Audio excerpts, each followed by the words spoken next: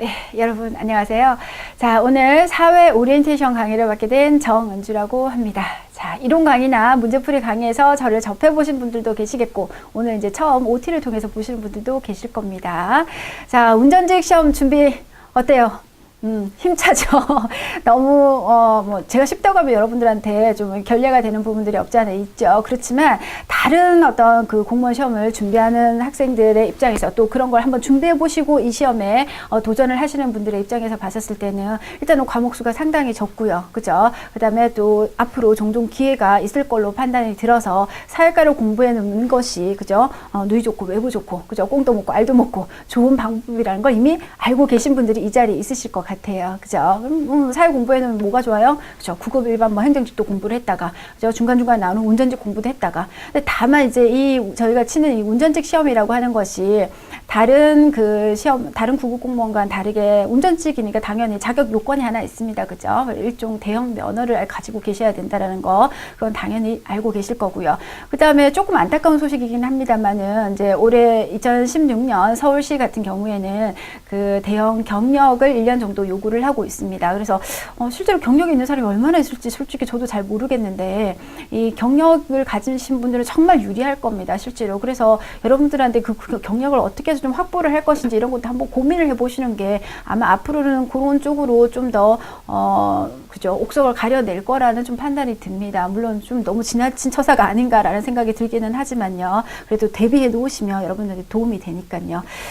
우리 운전직 시험이 참 좋은 거는 과목의 수도 적을 뿐만 아니라 그 과목에 있어서도 뭐가요? 그렇죠. 영어가 빠져 있다는 점. 이건 정말 우리한테 매력 중에 매력이 아닐까 싶습니다. 다들 정말 영어 때문에 당락을 좌우한다. 영어 때문에 뭐 어떻게 된다. 이렇게 표현을 할 정도이기는 하는데, 또 어떻게 보면 또 한편에서는 영어는 어느 정도 수위가 올라지만 또 다른 과목을 또 못해서 그런 친구들도 있긴 합니다만은, 어찌됐든 영어가 좀 큰 비중을 차지하고는 있죠. 그죠? 모국어가 아니라서 그런 것 같아요. 그래서 그런 것들이요. 그래서 그런 걸 좀 설명을 해드리고 싶었는데,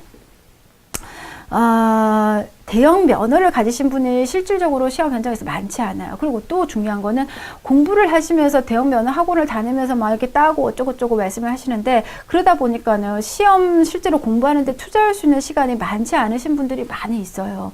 그러다 보니까 이게 과목의 수가 적고 집중적으로 단기간에 좀 공부를 해야 될 필요성이 있다라는 거예요. 그러다 보면은 여러분들이 주먹구구식으로 대충 공부를 하셔서도 안 되고, 머릿속에 전체의 틀을 딱 잡고 공부를 하셔야 되는 겁니다. 자, 60세까지 정년도 보장되고요. 그죠? 다른 구급 공무원처럼. 그 다음에 자녀 2명까지 학비도 지원이 되고요. 그죠? 여러 가지 좋은, 보장 제도들이 있습니다. 그런 것들을, 그게 다 뭐 목적은 아니겠지만, 여러분들이 수험 과정에 조금이라도 좀 도움을 드리고 싶어서 자, 오늘 설명을 드리도록 하겠습니다.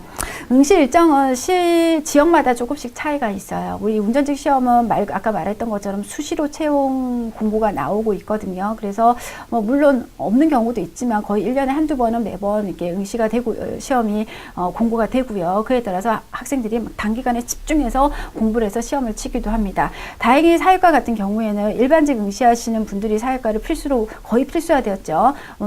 과목은 선택입니다만 사회과의 특성상 필수화가 되어가고 있습니다. 그러다 보니까 그런 친구들이 사회라는 과목이 떴을 때 바로바로 들어와서 응시를 하시는 분들도 좀 있어요. 그래서 사회과는 평소에 공부를 해놓는 게 좀 도움이 됩니다.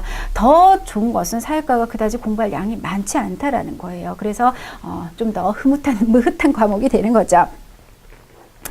자, 이렇게 이제 경쟁률도 좀 낮고 이제 수시로 채용되는 우리 운전직 시험을 위해서 여러분들이 이제 그럼 사회과라는 과목 안에서의 특성, 다시 말하면 우리가 사회라고 하는 것은 중학교 때 고등학교 때 좀 들어봤어. 그런데 이게 공무원 사회에서 좀 어떤 차이가 있는지, 그래서 그런 비교, 더 나아가서 우리 공무원 사회에서 출제되는 과목별, 정치와 법과 정치, 그 다음에 경제, 사회문화 파트와 관련되는 출제 포인트, 경향, 그 다음에 영역, 그 다음에 범위, 그러니까 출제 비율, 이런 것들을 제가 좀 구체적으로 좀 설명을 드리고, 더 나아가서 여러분들이 사회과 공부를 어떻게 공부를 해야 좀 더 효율적인 학습이 될 수 있겠다라고 하는 것까지 해서 오늘 그 OT 강의를 정리를 해드리려고 합니다. 수능사회와 공무원사회를 나눠서 한번 보도록 하겠습니다. 자, 수능사회 보시면, 여러분들 보기 쉬우라고 제가 간단히 정리를 해드렸는데 한번 같이 볼게요. 우선 수능사회는 말 그대로 대학에서 학업을 수행할 수 있는 능력이 있냐 없냐를 평가하는 게 바로 이게 수능이죠. 수학 능력 평가죠. 대학 수학 능력 평가죠. 자, 그에 반해서 공무원 사회는 공직을 수행할 수 있는 기본적인 상식, 기본적인 지식 이런 것들이 얼마나 기초가 탄탄한지를 평가하는 게 바로 이 공무원 수험에서의 어떤 사회라고 볼 수 있습니다. 그리고 영역을 보시면요. 법과 정치, 그다음에 경제, 사회, 문화 이렇게 개별 과목으로 존재하는 데 반해 가지고 수능 사회는요. 이거 말고도 수능 사회는 많죠. 뭐 한국지리, 경제지리, 세계지리 또 뭐 있나요? 이제 또 뭐가 있지? 뭐 기타 등등, 그죠? 윤리 뭐 이런 내용들까지 포함해서 영역이 굉장히 많이 세계사 영역이 굉장히 나누어져 있습니다. 그렇지만 공무원 사회는 이 법과 그 많은 과목들 중에서 법, 정치, 경제, 사회, 문화가 한 과목으로 넘어와서 단일 과목으로 구성이 된다라는 겁니다. 이 단일 과목으로 구성이 되다 보니까 여러분들 중심이 이겁니다. 여기서는 각각 20문항을 30분씩 풀게끔 법, 정치 20문항, 경제 20문항, 사회문화 각각 20문항씩 출제되어서 물론 선택 과목이 학교마다 시험 원서를 내는 학교마다 좀 다르긴 합니다만은요. 뭐 두 과목을 선택하라, 뭐 한 과목을 선택하라 학교마다 다르기는 하지만 어쨌든 30분의 시간을 줍니다.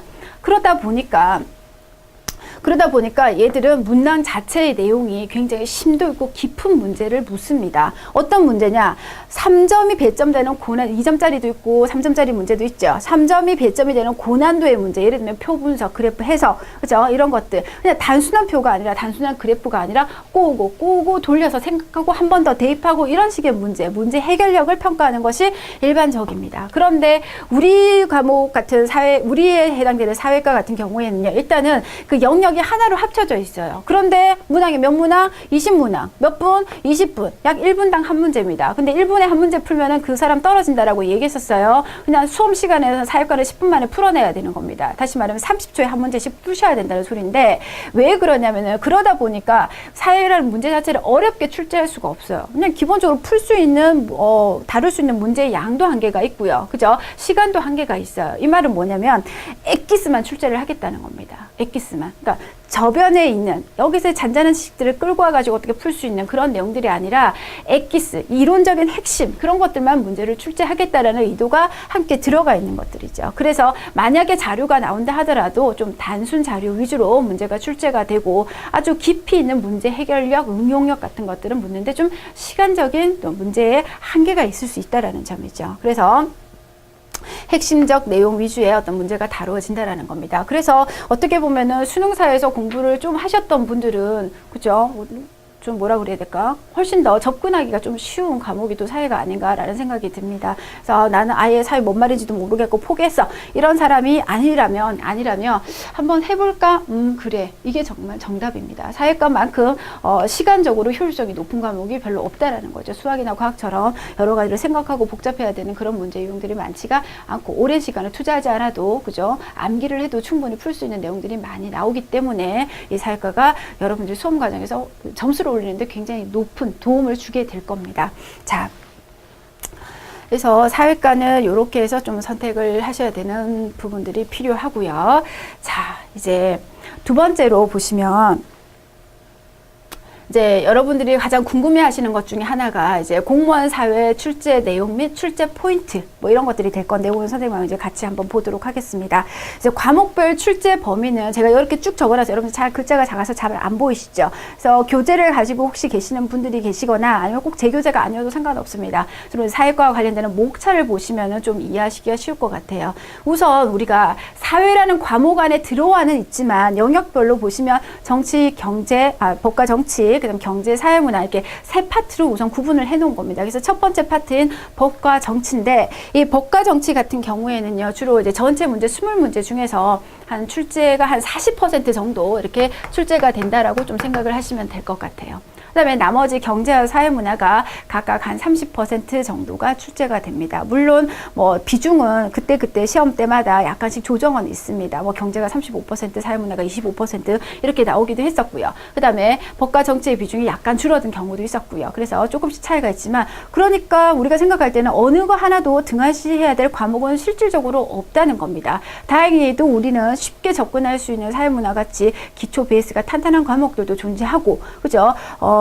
공무원 시험이다 보니까는 경제보다는 정치 파트에서 여러분들이 조금 많이 힘들어 하시는 부분들이 있어요. 왜 그러냐면은 이 정치를 그냥 단순하게 고등학교 때 나왔던 수준으로 그냥 암기를 줄줄줄 해서 풀 수 있는 문제가 있는가 하면은 최근의 동향이나 경향을 좀 알아서 거기에 시사적인 문제까지 좀 결합이 돼서 좀 깊이 있는 지식을 요하는 그런 문제들이 간혹 출제가 됩니다. 그래서 구체적으로 외국인의 법적 지위라든지 외국인이 가지는 선거권이 있냐 뭐 이런 것들이라든지 그런 것들, 그다음에 지방자치와 관련되는 그런 내용이라든지 그런 것들은 계속해서 좀 달라지는 법안들이 있잖아요. 그래서 민법에서도 마찬가지고 그런 것들 때문에 여러분들이 좀 힘들어하는 부분들이 있어요. 그런 부분들은 당연히 수험 과정을 통해서 그죠, 이론 강의를 들으시면서 충분히 숙지를 하셔야 되는 부분이고, 그건 여러분들이 어디서 빼와서 공부를 할 수 있는 게 아니라 제가 수업 중에 해드려야 되는 부분이기도 합니다. 그래서 천천히 한번 보면서 우리가 공부를 같이 한번 해보도록 하겠습니다.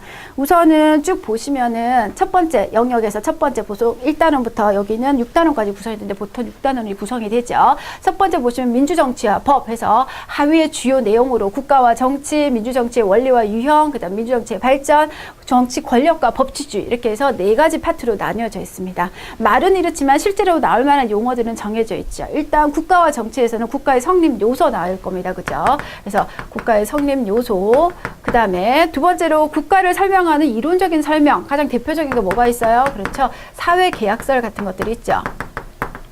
그다음에 두 번째 민주정치의 원리와 유형인데, 민주정치의 원리 하면은 뭐 입헌주의의 원리, 대의제의 원리, 뭐 권력 분립의 원리, 뭐 이런 것들 있잖아요. 평화 통일의 원리, 복지국가의 원리, 이런 것들을 설명을 하는 겁니다. 그런 원리와 관련되는 것들은 좀 또 옛날 유형의 문제들이에요. 그래서 문제를 통해서 그냥 점검을 좀 하시면 될 것 같고, 요 유형에서 민주정치의 유형하면은 우리가 고대 민주정치, 근대 민주정치, 현대 민주정치에서 어떤 시대별로 민주정치의 유형을 좀 공부를 해야 될 필요가 있습니다. 그런 시대별로 민주정치의 발전이 어떻게 이루어지는지 같이 연결해서 좀 보시면 될 것 같아요. 직접 민주정치와 간접 민주정치. 그래서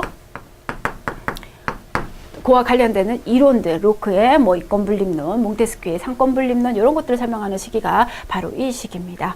마지막에 정치 권력과 법치주의는 정치 권력의 정당성에 대한 설명이라서 그다지 중요한 내용은 아니고 도덕적 수준의 문제입니다. 그래서 나올 만하고 우리가 공부할 만한 내용은 아닙니다. 그래서 이런 것들이 핵심적인 내용이 되겠죠. 두 번째 보시면 민주정치의 과정과 참여. 이 정치의 전체 파트에서 가장 핵심적인 부분이 2단원, 3단원입니다. 이게 정치의 핵심적인 부분이고, 법에서는 당연히 민법 부분입니다. 그래서 이 6개 단원 중에서 하나만 공부를 해야 된다라고 하면 1차적으로는 이겁니다. 우리나라 헌법.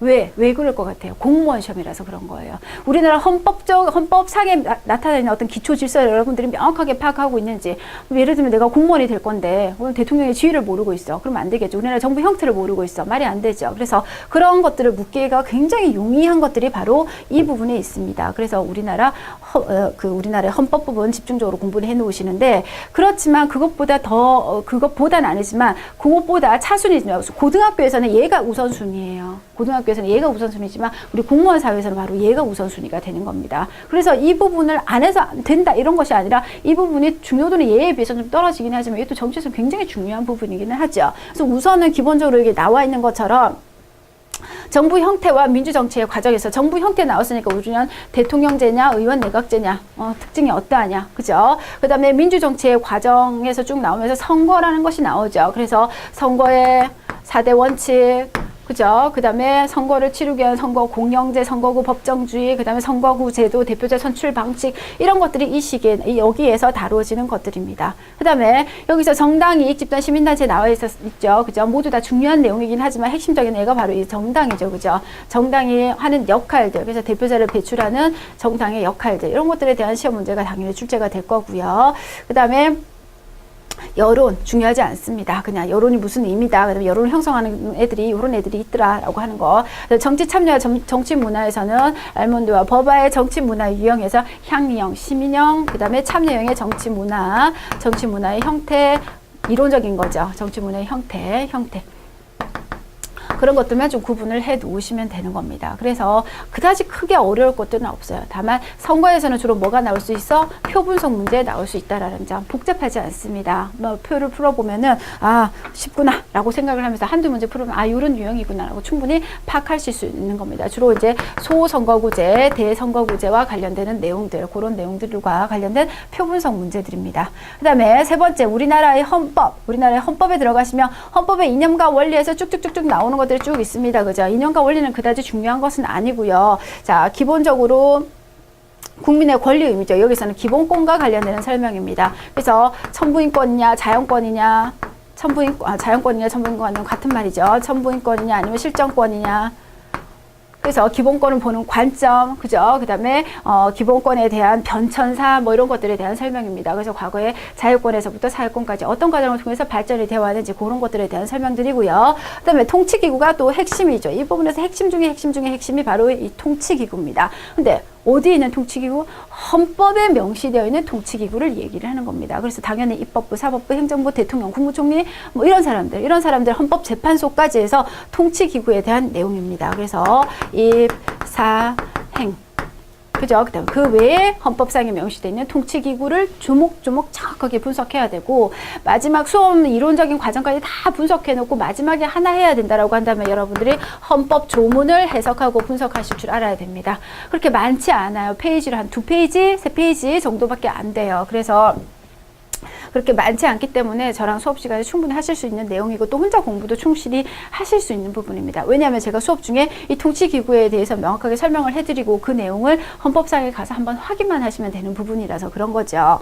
자, 그 다음에 개인생활과 법, 우리 사법이죠. 사법. 대표적인 개인생활과 법, 바로 민법에 대한 설명을 여기서 얘기하고 싶은 겁니다. 그래서 민법의 기초 이해에서 신의 성실의 원칙, 권리 남용 금지의 원칙, 기초 이해 보시고요. 그 다음에 민법의 기본 원리 같은 거 나오겠죠. 민법의 기본 원리에서 근대 민법의 기본 원리, 현대 민법의 기본 원리, 수정 민법의 기본 원리 이런 식으로 표현합니다. 그래서 변천된 이유에 대한 설명, 그런 것들이 중요한 내용이고요. 그 다음에 가장 대표적인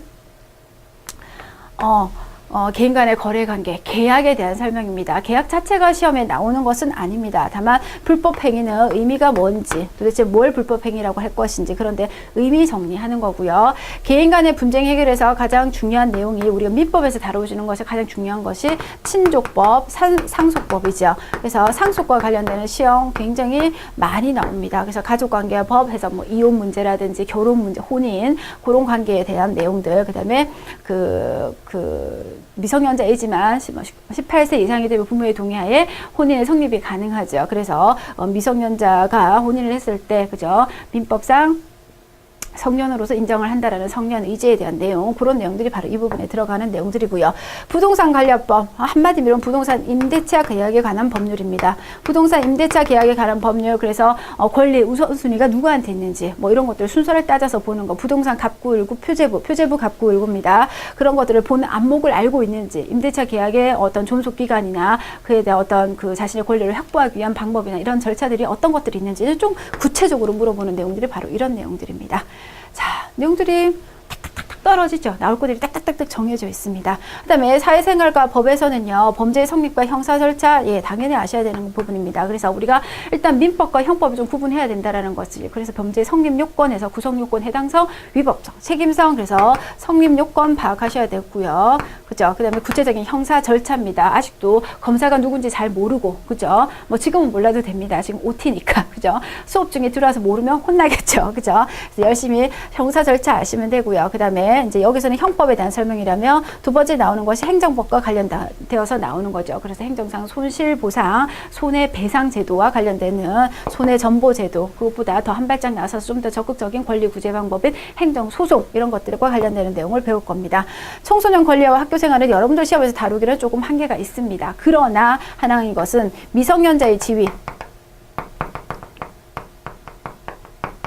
미성년자의 지위를 뭐 민법상, 그다음에 뭐 그 소년법상, 또는 청소년 보호법상, 아니면 근로기준법상 어떤 지위를 가지는지 이 정도는 좀 상식으로 알고 가셔야 되는 내용이고, 이런 건 시험에도 몇 번 출제가 되었죠.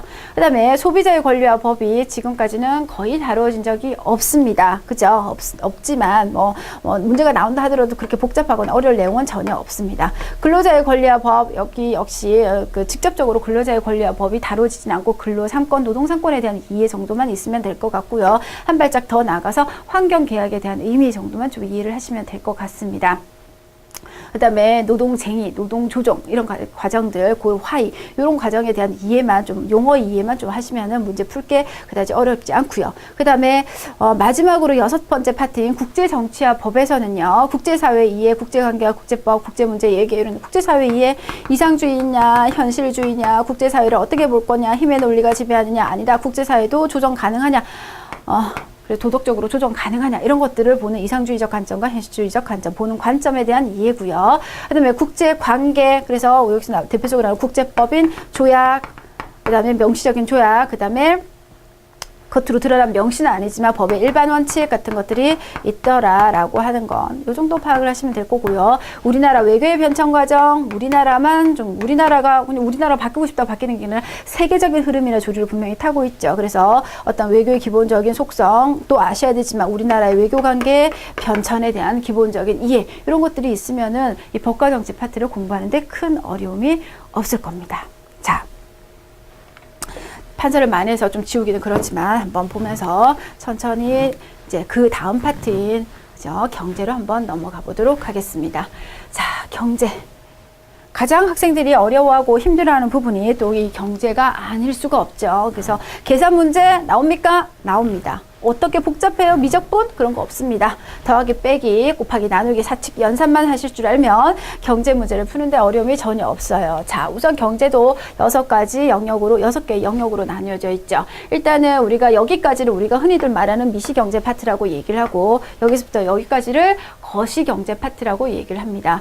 미시경제 파트를 보시면요, 경제생활과 경제 문제 이해해서 기본적인 경제 문제가 뭔데, 그래서 3대 기본적인 경제 문제에서 무엇을 얼마나 누구를 위해서 어떻게 생산할 것인지와 관련되는 내용이죠. 그 다음에 경제체제와 경제목표, 그래서 사회주의 경제체제와 자본주의 경제체제 비교하는 거, 계획경제체제와 그죠? 어떤 지금 자유주의 경제체제 그런 것들을 비교하는 그런 내용들입니다. 그 다음에 경제 문제의 합리적 해결 과정, 이런 것들 자체가 중요하지는 않아요. 문제 뭐 거의 다루시기도 힘들고요. 그 다음에 나오는 가계의 역할과 의사결정, 기업의 역할과 의사결정, 정부의 역할과 의사결정에서 가계는 뭐 하는 거? 그죠? 합리적 소비하는 겁니다. 소비하고요. 기업은 뭐 하는 거? 합리적 생산하는 겁니다. 경제에서 가장 중요한 용어는 효율성이라는 용어예요. 효율성이 뭐예요? 시간과 비용은 적게 들고 결과는 많이 내는, 이걸 효율성이라고 표현을 하는 거거든요. 그래서 합리적 소비는 어떻게 하는 게 합리적 소비인지, 합리적 생산은 어떻게 하는 것이 합리적 생산인지, MR = MC 이렇게 표현을 하지만 제가 갑자기 이런 용어 쓰니까 우악 하지 마시고 수업 중에 들어보시면 훨씬 더 이해되기 쉬우실 겁니다. 그 다음에 정부는 뭐 할 건데, 정부는 합리적으로 하기는 해야 되지만 문제는 정부는 합리적만, 효율성만 가지고 결론을 내릴 수 없습니다. 왜? 모든 국민이 잘 살아야 되니까. 그래서 효율성 플러스 형평성이라고 표현을 합니다. 자, 그래서 더해서 형평성하면 복지, 이런 개념들을 가지고 와야 되겠죠. 정부가 이런 것들을 위해서 하는 이런 개개의 어떤 기업이나 개개의 소비자들과 다른 정부의 역할들이 어떤 것들이 있으며, 그런 것들이 시장에 개입됐을 때 어떤 영향을 미치고 어떤 또 반작용, 부작용이 또 어떤 것들이 있는지, 그런 것들에 대해서 파악하는 게 바로 이 정부의 역할과 관련되는 내용들이 있죠. 이제 구체적으로 이제 개별 경제 주체의 역할을 알았으니까 시장의 수요와 공급, 기본적으로 수요 공급이 뭔지에 대한 개념 정리를 하실 것이고요. 그 다음에 수요의 변동과 공급의 변동과 관련되는 내용, 수요의 변동과 수요량의 변동, 공급의 변동과 공급량의 변동, 뭐 이런 것들에 대한 설명이고요. 수요와 공급이 가격이 달라짐에 따라서 그 탄력성이 어떻게 결정이 되는데, 더 나아가서 수요의 가격 탄력성뿐만 아니라 수요의 소득 탄력성, 더 나아가서 수요의 교차 탄력성까지 한 발짝 더 나가서 공부를 해 놓습니다. 그다음 마지막 시장의 한계와 보완. 시장의 자유로운 경제활동을 하도록 국가가 내버려두고 간섭을 안 했더니 한계에 부딪히더라. 그래서 이걸 뭐라고 하는데 시장 실패라고 하더라. 그래서 시장 실패를 보완하기 위해서 누가? 정부가 나섰어. 근데 정부가 해도 자원이 효율적으로 배분이 안 되네. 그래서 그걸 뭐야? 정부 실패라고 얘기를 하는 거죠. 그래서 정부 실패를 보완하기 위해서 또 어떤 정책이 있는데 라고 하는 시기가 부분이 바로 이 부분입니다. 그리고 이제 개별적인 어떤 소비, 어떤 이런 거 있잖아요. 우리가 시장 수요 곡선, 개별 수요 곡선이 이렇게 형성이 되고 이런 것들이 너의 수요 곡선, 나의 수요 곡선, A, B, C, D의 수요 곡선, 국민 전체 수요 곡선이 합쳐져서 그 특별한 시장의 수요 곡선이 이렇게 형성이 되는 겁니다. 그죠? 이 특별한 시장의 수요 곡선과 다른 특별한 시장의 수요 곡선이 다 합쳐져가지고 우리는 뭐라고 하냐면 총수요라고 얘기를 하는 겁니다. 그게 이제 거시 파트로 넘어오게 되는 거죠. 그래서 한국 경제 전체의 변화와 외상에서 우리나라 경제 발전이 어떤 과정을 통해서 경제 성장이 어떻게 과정을 통해서 이루어졌는지, 국민 경제의 순환, 여기서 뭐 나와요? 국민 경제에서 총수요와 총공급, 앞에 말했던 총수요와 총공급에 대한 설명들이 나올 것이고요. 그 다음에 여기서 실업에서 자발적 실업과 비자발적 실업, 그 다음에 인플레이션에서 세 가지 종류, 그죠? 경기 변동의 또 여러 가지 정책들, 이런 것들에 대해서 살펴보는 것들입니다. 경기 변동과 안정화 정책에서는 국가가 하는 재정 정책이 있고요. 그 다음에 중앙은행을 끼고 하는 금융 정책들이 있습니다. 그래서 그런 정책들을 구분해서 암기를 해 놓으시면 되고요. 일단은 이해를 먼저 하시고 암기를 하셔야 되는 겁니다. 오케이? 자, 그 다음에, 다섯 번째 보시면요. 세계시장과 한국 경제에서 무역의 원리와 무역 경제에서 나와 있습니다. 그죠? 이때 무역에서 여러분들이 조금 많이 힘들어 하시는 부분이 바로 비교우입니다. 그래서 무역을 다른 나라, 우리나라하고 무역을 할 때 도대체 어떻게 무역을 해야지, 무역을 하는 이유가 뭘까? 손해보려고 무역하나요? 그거 아니죠. 이득을 보려고 무역을 하는데 얼마만큼의 이득이, 또 어떤 걸 생산했을 때 이득이 발생하는지 그런 것들을 설명하는 그 이론이 바로 이 비교우 이론에 관한 설명입니다. 그 다음에 조금 여러분들의 머리가 계속 뱅글뱅글 돈다라고 말씀하시는 부분이 환율인데, 이 원리를 몰라서 그래요. 근데 원인을 알면 결과가 나오는데 자꾸 이 원인 다음에 나오는 결과를 가지고 또 원인을 잡고 또 결과를 잡고 그러니까 머리가 뱅글뱅글 돌 수밖에 없죠. 그래서 문제는 단순해요. 다음과 같은 것의 원인으로 나타나는 결과를 물었을 때 그 원인만 생각을 하시면 되는 거예요. 그래서 복잡할 거 전혀 없는 환율의 변동에 대한 설명. 환율 변동과 관련해서 우리 국제무역에서 빠질 수 없는 국제수지죠. 실질적으로 계산하는 게 국제수지 플러스와 마이너스. 돈이 들어오는 건 무조건, 돈을 빌리든 어찌됐든 해외에서 들어오는 건 무조건 플러스, 나가는 건 마이너스라고 하면서 국제수지를 계산하는 계산 문제 여기서 나올 수 있습니다.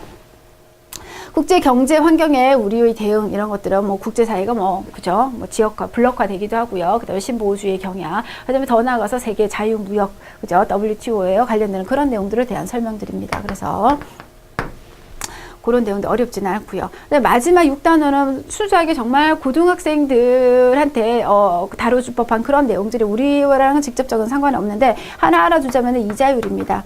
이자율에서 자본시장에서의 가격인 이자율, 이 가격 이자율에 대한 설명이고요. 그 다음에 금융생활 똑바로 해야 되고, 신용을 어떻게 관리해야 되고, 이런 대한 내용인데, 이런 것도 우리 문제와는 직접적으로 관련성은 좀 상당히 떨어집니다.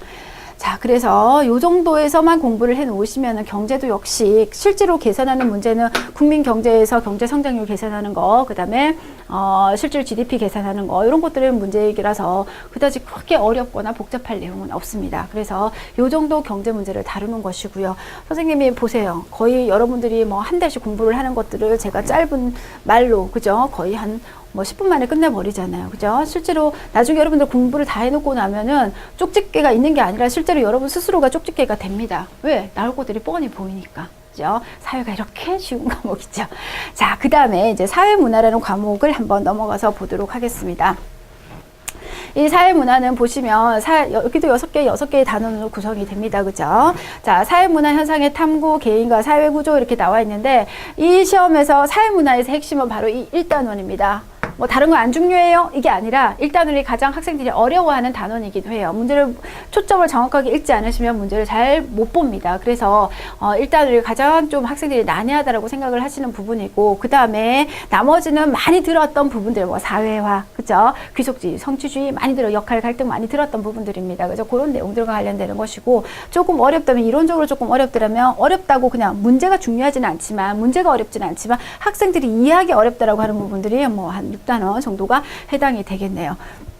우선 사회문화 현상에 이해해서 뭐와 자연현상하고 비교하는 거, 그 다음에 사회문화 현상을 보는 관점, 미시적 관점과 그 다음에 거시적 관점, 거시적 관점 안에서 기능론과 갈등론, 비교하는 문제 유형 정도 나오고요. 사회문화 현상의 탐구 방법, 실증적 탐구 방법이냐, 해석적 탐구 방법이냐, 사회문화 현상의 탐구 절차와 태도에서 객계상조, 객관적, 개방적, 상대주의적 조화의 중요성을 인정하는 태도에서 이 정도 파악을 하시면 되고요. 개인과 사회 구조에서는 개인과 사회의 관계, 사회 명목론이냐, 사회 실제론이냐, 사회가 살아있는 생명체랑 같냐, 다르냐 라고 설명하는 사회 명목론 실제론 생각하시면 되고요. 인간의 사회적 성장을 우리는 사회학적 개념으로 사회화라고 얘기를 합니다. 그죠? 근데 사회화가 똑바로 되는 인간만 있는 건 아니죠. 그래서 일탈합니다. 일탈하는 개인적 일탈의 원인과 관련된 여러 가지 학설들이 있죠. 그래서 아노미, 그죠? 차별적 교제 이론, 기타 학설 같은 거 공부를 하시면 되고요. 사회 집단과 조직에서는 또 대표적으로 나올 게 뭐예요? 관료제입니다. 관료제. 그래서 요즘에는 탈관료제로 양상의 조직의 양상들이 좀 달라지고 있죠. 조직의 운영 양상이요. 그래서 탈관료제 형태 이런 것들을 공부하시면 되고요. 그다음에 사회 불평등, 계층과 계급 이론입니다. 마르크스랑 베버랑 계층과 계급 이론을 좀 정리를 하시면 되는 거고요. 어렵지 않습니다. 그다음에 사회 불평등 현상을 보는 관점입니다. 그래서 관점 역시 기능론과 갈등론으로 비교해서 보시면 되고요. 사회 계층 구조와 사회 이동. 그래서 사회 계층 구조가 시대에 따라서 어떻게 달라지고 나라별로 어떻게 다른지 계층 구조의 형태 파악하는 겁니다. 그래서 피라미드냐 아니면 다이아몬드냐 아니면 수직적 계층 구조냐 수평적 계층 구조냐 개방적 계층 구조냐 폐쇄적 계층 구조냐 이런 것들에 대한 설명입니다. 그래서 그에 인해서 나타나는 여러 가지 사회 문제는 이런 게 있고 그런 것들을 해결하기 위해서 뭐가 필요하다? 사회복지제도 이런 것들이 필요하다라고 얘기를 하는 겁니다. 그렇게 어렵지는 않고요. 그 다음에 일상생활과 사회제도에서는 할 것이 하나도 없어요. 빼도 되는 과목입니다. 제도를 뭐하러 따로 물어볼 거야? 할 거 없지만 하나 물어본다면 가족제도입니다. 그래서 우리가 핵가족하고요. 그 다음에 대가족의 차이점, 장단점, 그죠? 그 다음에 표나 그래프를 보면서 핵가족과 대가족이 어떻게 달라지면서 나타날 수 있는 사회적인 문제 이런 것들요. 그런 것들이 가족 해체라든지 이런 문제들, 그런 문제 다뤄줄 법한 내용이고 나머지는 없습니다. 다만 표가 나온다면 이 부분에서는 표로 가끔씩 다루어주는 부분들이기도 하죠. 그 다음에 마지막은 아니고 5단원 보시면 문화와 사회 파트인데 문화는 당연히 고등학교 때 많이 들어봤을 거예요. 문화의 의미의 특징을 뭐 물어보겠습니까? 안 물어봅니다. 문화 이해와 태도의 관점, 예, 기본적으로 문화의 속성을 우선 아시고 가셔야 되겠죠. 문화의 속성 하면은 기본적으로 뭐 학습성, 공유성, 전체성, 변동성, 총체성 뭐 이런 것들 쭉 나옵니다. 그래서 그런 속성 파악을 하시면 되고요. 문화 이해 태도에서는 문화 상대주의적 관점과 문화 절대주의적 관점, 자문화 중심주의와 문화적 사대주의 이런 것들을 설명을 하는 거고요. 그 다음에 현대사회의 다양한 문화 양상에서 문화 변동에 대한 설명입니다. 그래서 문화 융합이냐, 문화 동화냐, 그죠? 뭐 그런 것들 설명을 하는 것이고, 그 다음에 우리나라의 전통 문화를 도대체 뭐라고 얘기를 할 건데, 그래서 전통 문화는 과거로부터 계승된 것뿐만 아니라 외래로부터 수용되어서 우리 것으로 받아지는 것 역시 전통 문화라고 하더라라고 하는 문화의 개념 정리하시는 거고요. 현대사회와 사회 변동에서는 이론적으로 접근을 하셔야 될 것들이 좀 있습니다. 그래서 기본적으로 근대화론, 종속이론 이런 것들, 이런 건 제가 다 설명드릴 거니까 어려움이 전혀 없고요. 그죠? 그 다음에 사회 변동을 보는 관점입니다. 마지막으로 기능론과 갈등론. 네, 어떤 대립적인 시각 이런 것들을 파악하는 거죠. 글씨가 쓰고 나니 너무 엉망이네요. 왜? 말을 하면서 쓰니까. 여러분들이 거의 제가 여러분들이 평소에 공부할 때 연습장에 휘갈겨 쓰는 것처럼 지금 쓰고 있잖아요. 여러분들도 계속 말을 하시면서 하셔야 돼요. 이게 제가 나중에 조금 이따 설명드리겠지만 학습 전략이라고 할 수도 있어요. 그래서 마지막 이제 이 사회 문화를 끝으로 해서 이렇게 우리가 좀 각 과목 간의 어떤 포인트가 되는 부분들은 좀 이렇게 정리를 하시고, 그 마지막으로 여러분들한테 이제 이 강의를 좀, 오리엔테이션 강의를 좀 정리를 하면서 마지막으로 좀 해드릴 부분이 있는데, 그게 바로 여러분들이 좀 궁금해 하시는 학습 전략이죠. 학습 전략. 그래서 놓칠 수는 없고, 또 안 할 수도 없고, 반드시 좀 알고 가셔야 되는 부분이에요. 우리는 지금 고3 수험생이 아니에요. 그리고 단기간에 효과를 발휘할 수 있는 그런 학습 전략을 펼치셔야 돼요. 그래서 뭐 지질이 2년, 3년 생각하시고 계시면 아예 그냥 공부하시지 마세요. 그죠? 지금까지 뭐 여러분들 공부 방식이 잘못됐다거나 하시는 분들, 그러니까 정리를 추구장창 좋아하고 정리만 하는 친구들도 있어요. 실제로 암기를 안 하면서요. 자, 그래서 선생님이 좀 쉽게 학습하는 방법을 우선 알려드리면, 조금 무리스러울 수는 있어요. 이 첫 번째 과정이 좀 무리스러울 수는 있습니다. 그 무리라는 게 뭐냐면은, 제가 웬만해서는 애들한테, 학생들한테 야 외워 이런 식의 표현들은 잘 안 합니다. 그런데 수험을 시작하기 전에 반드시 암기를 해야 되는 게 있는데 그게 뭐냐면 일단 목차 암기입니다. 목차는 반드시 외워야 돼요.